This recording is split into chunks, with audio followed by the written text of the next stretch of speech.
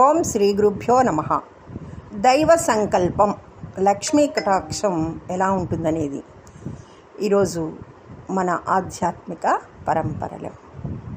దైవ సంకల్పం పూర్వం దండకారణ్యంలో ఆజీవకుడు అనే ఋషి తపస్సు చేసుకుంటూ ఉండేవాడు.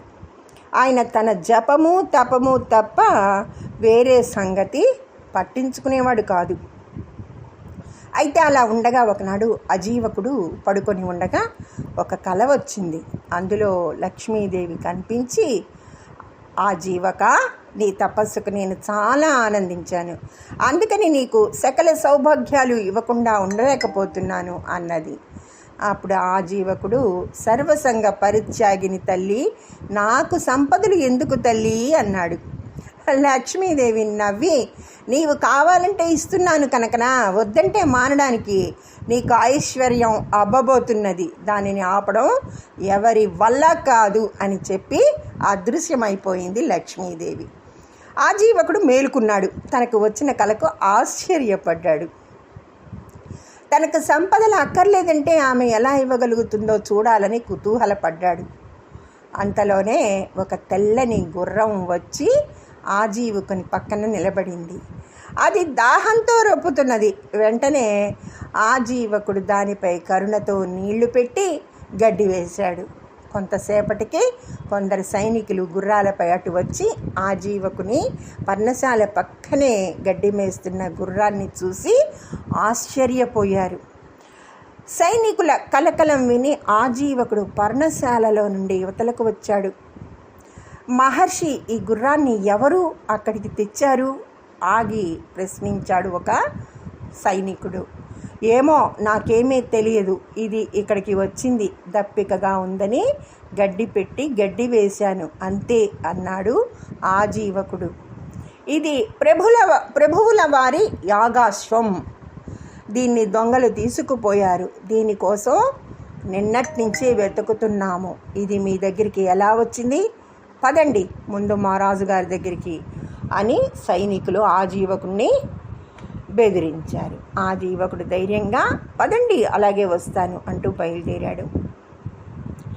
గుర్రము, సైనికులు, ఆజీవకుడు అంతా త్రిభువన చక్రవర్తి దర్బారుకు చేరారు. సైనికులు ఆ యాగాశ్వం ఆజీవకుని వద్ద దొరికిందని ఫిర్యాదు చేశారు. త్రిభువనుడు ఆజీవకుడిని పరిశీలనగా చూచాడు. ఆ తర్వాత సైనికులతో, వెర్రిముఖాల్లారా, ఈయన మహానుభావుడురా, మన పాలిటి దైవం. తన మంత్రశక్తితో దొంగల వద్ద నుంచి గుర్రాన్ని తన ఆశ్రమానికి తెప్పించాడు అని చెప్పి, దయచేయండి స్వామి అని అర్ఘ్యపాద్యాలు తెచ్చేందుకై లోపలికి వెళ్ళాడు. ఆజీవకుడు ఆ పరిణామానికి నివ్వెరపోయాడు. లక్ష్మీదేవే దొంగల నుండి గుర్రాన్ని తప్పించి అలా తన ఆశ్రమం వైపు పంపిందని గ్రహించాడు. చూద్దాం ఆమె పంతం ఎలా నెగ్గుతుందో అని ఆజీవకుడు అనుకుంటూ ఉండగా త్రిభువన చక్రవర్తి అర్ఘ్యము పాద్యము తీసుకుని వచ్చి ఆజీవకుని పాదాలు కడిగేందుకు వంగాడు. ఆజీవకుడు ఫెడీలుమని ఆ అర్ఘ్యపాత్రను ఒక్క తన్ను తన్నాడు. చక్రవర్తి చేతిలో నుండి ఆ పాత్ర ఎగిరి అవతల పడింది. సభలోని వారంతా కోపంగా ఒక్కసారి కత్తులెత్తి చేయి పై వేసి నిలబడ్డారు. అంతలో దూరంగా పడ్డ అర్ఘ్య పాత్ర అడుగు నుండి పెద్ద మండ్రగబ్బ అవతలికి పోతూ కనిపించింది. త్రిభువన చక్రవర్తి ఆనంద బాష్పాలు రాలుస్తూ, స్వామి, నన్నిలా మండ్రగబ్బ కొట్టకుండా కాపాడారా తాము, రండి రండి, నా సింహాసనం మీద కూర్చోండి అని లోనికి తీసుకుని పోయాడు.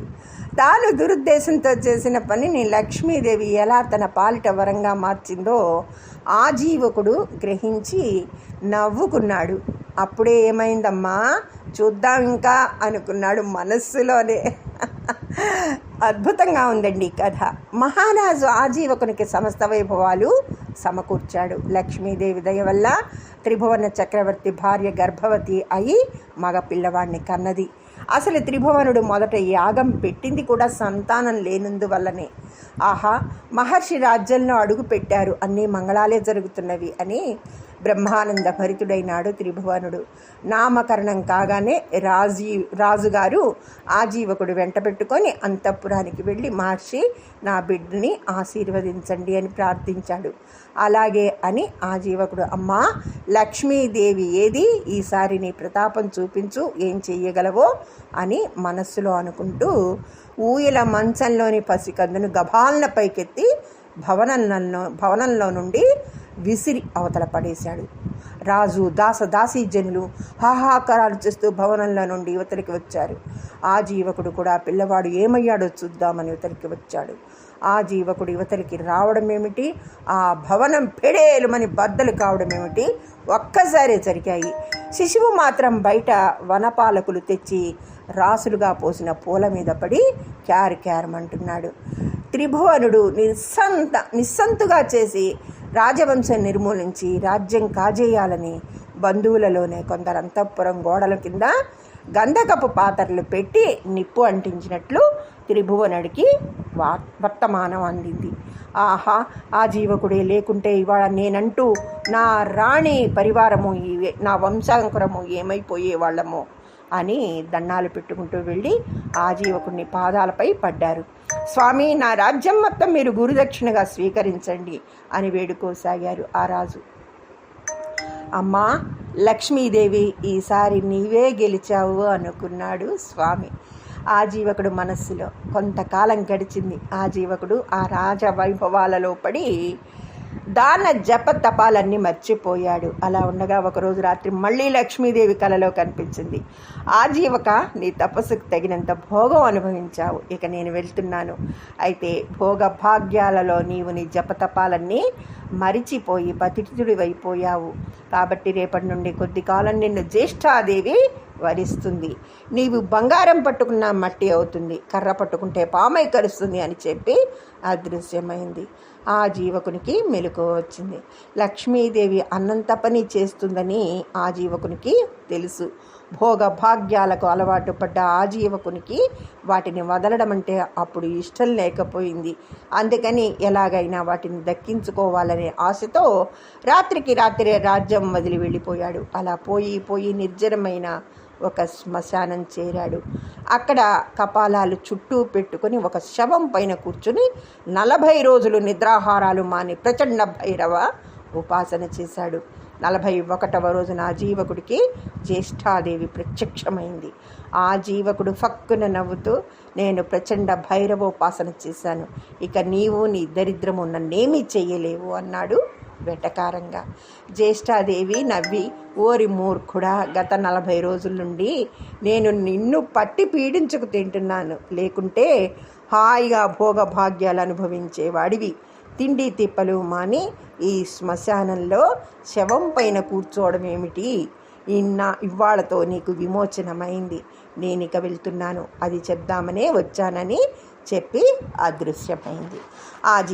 ఆ జీవకునికి జ్ఞానోదయమైంది. అటు రాజ్య సుఖాలు, ఇటు శ్మశానము రెండూ వదిలి తిరిగి తపస్సు చేసుకునేందుకై తన పర్ణశాలను వెతుక్కుంటూ బయలుదేరాడు. అదండి ఇవాల్టి చక్కటి లక్ష్మీదేవి కథ. అందుకని భోగభాగ్యాల్లోనే భగవంతుని మనం స్మరించుకోవాలి, కష్టంలో కాదు. ధన్యవాదములు. సర్వేజన సుఖినో భవంతు. శ్రీమాత్రే నమః.